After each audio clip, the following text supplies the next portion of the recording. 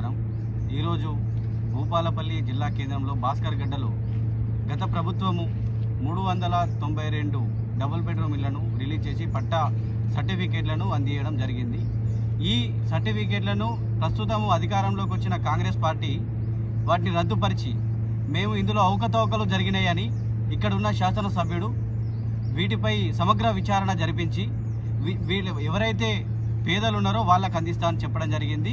మరి చెప్పిన రోజు నుండి నేటి వరకు కాంగ్రెస్ పార్టీ అధికారంలోకి వచ్చి సంవత్సర కాలం గడుస్తూ ఉన్నది. మరి నేను ఇక్కడ ఉన్న ఎమ్మెల్యే గండ్ర సత్యనారాయణరావుని అడుగుతా ఉన్నా, మన ఏదైతే ఎమ్మెల్యే క్యాంపు కార్యాలయంలో ఈరోజు నువ్వు ఉంటా ఉన్నావు, మరి గత ప్రభుత్వము కట్టించి పట్టా సర్టిఫికేట్లు ఇవ్వబడిన ఈ డబుల్ బెడ్రూమ్ ఇళ్లను ఏ కారణం చేత నువ్వు ఈరోజు నిలిపివేసినావని నేను అడుగుతా ఉన్నా గండ్ర సత్యనారాయణరావును.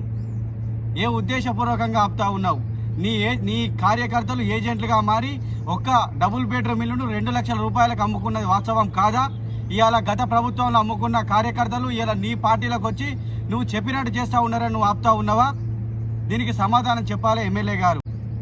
100 రోజులలో కాంగ్రెస్ పార్టీ అధికారంలోకి వచ్చిన తర్వాత 100 రోజులలో ఈ డబుల్ బెడ్రూమ్ ఇళ్లను నిరుపేద కుటుంబాలకు అందిస్తా అన్నావు. 100 రోజులు కాదు, ఈరోజు 1000 రోజులకు వస్తూ ఉన్నది. సంవత్సర కాలం గడిచిపోతా ఉంది.